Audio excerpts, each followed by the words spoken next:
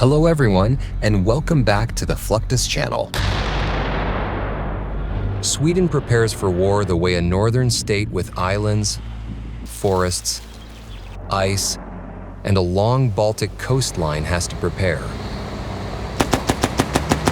By training to move, fight, and survive in terrain that punishes delay as quickly as any enemy.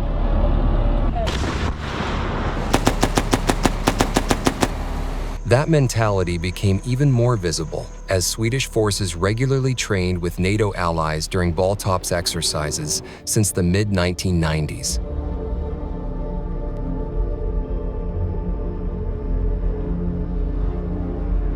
War readiness there is not only about numbers. It is about mobility, discipline, and the ability to keep operating when weather, terrain, and distance all turn hostile. The same realism appears in the Swedish basic winter warfare course, where Marines learn that cold weather is never background scenery.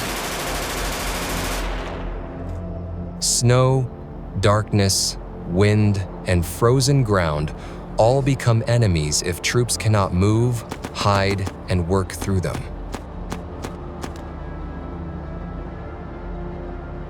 Sweden's defense culture therefore values systems that can shoot quickly, move quickly, and keep crews alive under pressure. That is exactly why the Archer artillery system fits Sweden so well.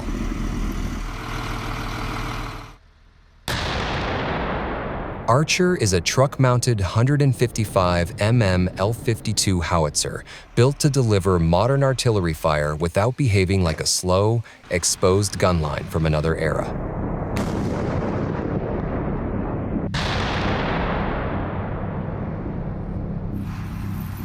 Mounted on a wheeled chassis, it combines long-range firepower with fast repositioning.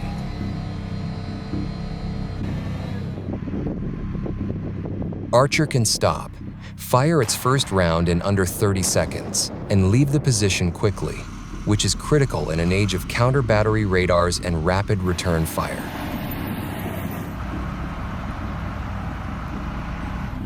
It can also reach around 50 kilometers with precision-guided ammunition, which means the platform is not only quick to move, but dangerous at serious range too. Exercises with allies make that choice even more logical. Gotland matters because whoever can reinforce and defend it can influence movement across the Baltic.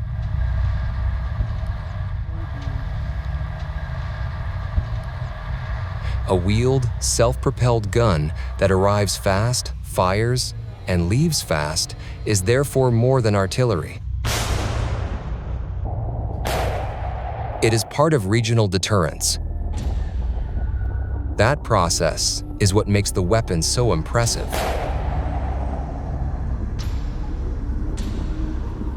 The vehicle halts, stabilizes, and moves into firing posture. The crew stays protected inside the cab while the mission is entered, and the ammunition handling system takes over much of the heavy work. Instead of a large gun crew loading every shell in the open, Archer feeds rounds from its automated magazine, aligns the gun, fires, recoils, and resets with startling speed. During British Army test firing in Estonia, that rhythm was no longer only a Swedish specialty. It had become an Allied capability being tested on NATO's northeastern flank. Later, live-fire drills with the NATO battle group in Estonia reinforced the same lesson. Archer is dangerous not only because it throws a 155 mm shell a long distance, but because it can do so and disappear before the enemy fully reacts.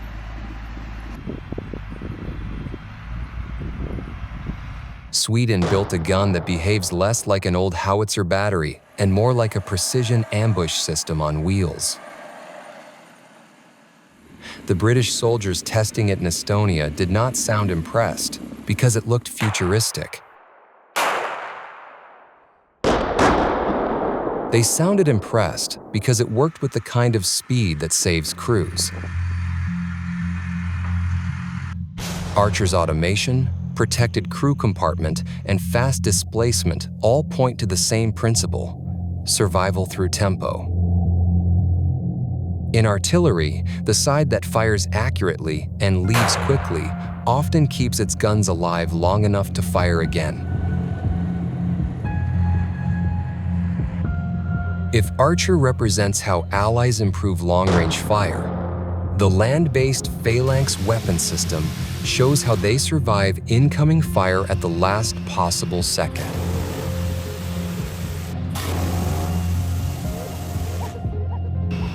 CRAM, short for counter-rocket, artillery, and mortar, emerged from the need to stop indirect fire before it struck bases and living areas.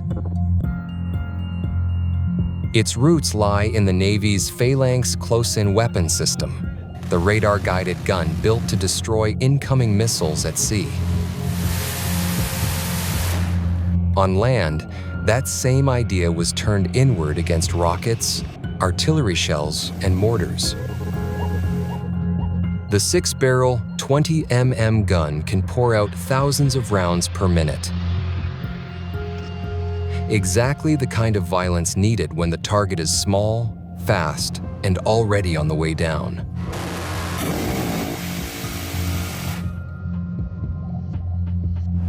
The assembly process shows how much engineering sits behind that speed. Crews position the mount, align the system, and connect radar, gun, power, and control so everything functions as one defensive unit. This is not simply a gun dropped onto a pad. It is a compact protection network that must work immediately when called. The assembly drill matters because the system only becomes useful when all of its pieces start behaving like a single machine rather than a set of transported parts. Logistics matter just as much. Ammunition, spare parts, generators, maintenance tools, and transport assets all have to support the system.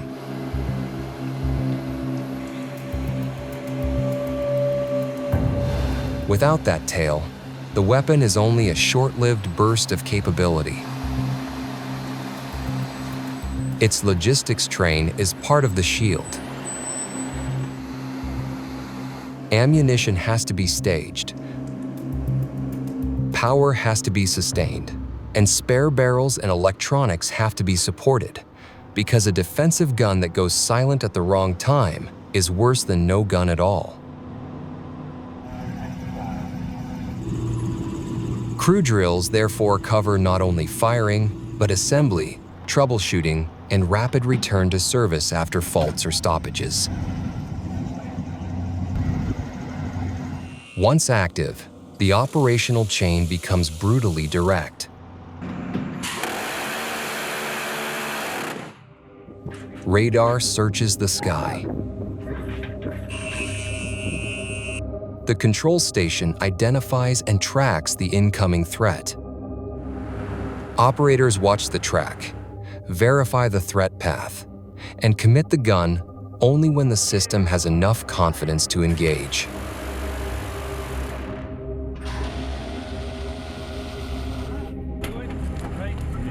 Crews load ammunition belts, confirm status, and prepare the gun for a response measured in seconds.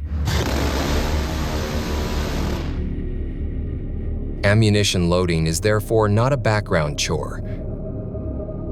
The crew has to keep belts ready because the window between warning and firing can be brutally short. When the gun test fires, the purpose becomes obvious. Maintenance reveals the same urgency. Guns this intense do not remain reliable by accident. Maintainers service worn parts, troubleshoot faults, and protect the power source because the entire shield depends on readiness. The old naval CIWS history matters here too. The land system works because the original sea weapon was already designed to react to terrifyingly short warning times. On land, that same instinct became a final defensive wall over troops and infrastructure. Test fires matter because they prove radar, controls, feed system, and gun are still speaking the same language after movement, setup, and wear.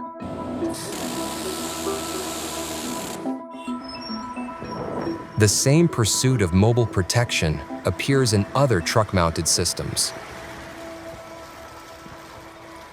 Patriot is the most famous of them, a long-range missile defense weapon built to detect, track, and destroy incoming aircraft and missiles. Setting it up is a military machine in itself. Launchers are emplaced. Radar is positioned. Cables are laid. Generators feed the network, and the battery is stitched together before a single interceptor is fired. When Patriot launches, what looked like parked trucks suddenly reveals itself as a strategic shield. Patriot crews work through emplacement, alignment, communications checks, and launcher readiness before the battery is truly alive, which is why the system feels less like one launcher and more like a carefully assembled defensive web.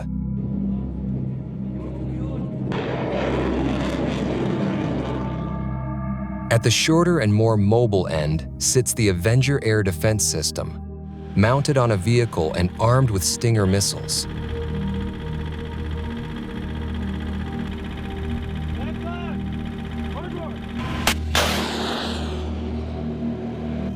In live fire training in Latvia, it showed why mobility still matters. Avenger can move with forward units.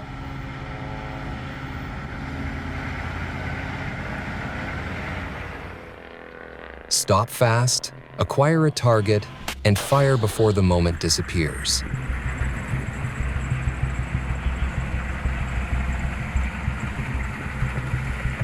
Patriot and Avenger, therefore, show two levels of the same logic. One protects broad areas from larger threats,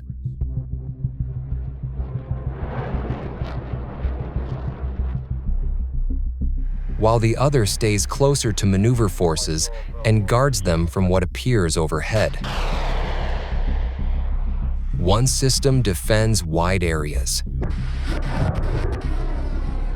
The other shadows moving troops and protects them on shorter notice. Together, they prove that modern air defense no longer belongs only to fixed sites. It rides on trucks, moves with the force, and survives by staying as mobile as the threats it is meant to defeat.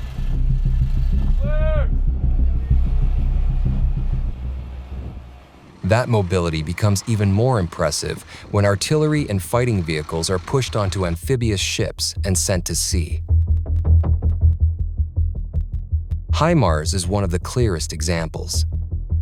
The launcher weighs roughly 16 tons in combat trim, carries one 6-rocket pod or one Army tactical missile, and is prized because it can fire and relocate before enemy counter-battery systems react. Moving that kind of weapon onto an amphibious platform effectively turns a warship into a floating artillery shuttle.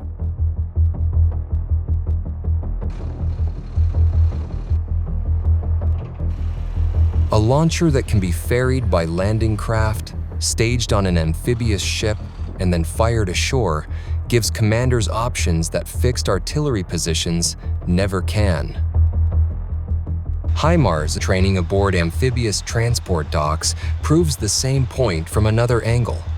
The launcher can be integrated into shipboard workflow, staged, moved, and made ready for firing as part of an expeditionary force. When it launches rockets during exercises such as Dawn Blitz, the entire chain suddenly makes sense. The ship did not merely move a truck, it moved long-range firepower to a new battle space. A mistake in angle or timing can damage the vehicle or slow the whole evolution.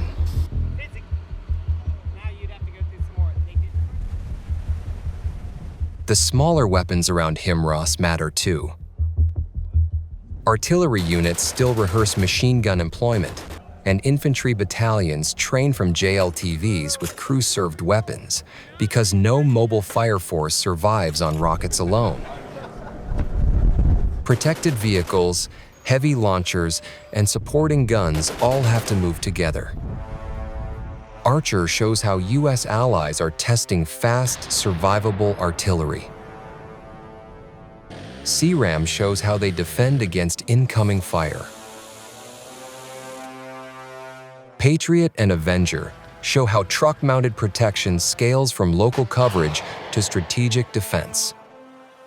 And HIMARS aboard amphibious ships proves that mobile firepower can be loaded, moved, landed, and unleashed far from any fixed base. The result is a battlefield built around systems that shoot, shield, survive, and move first.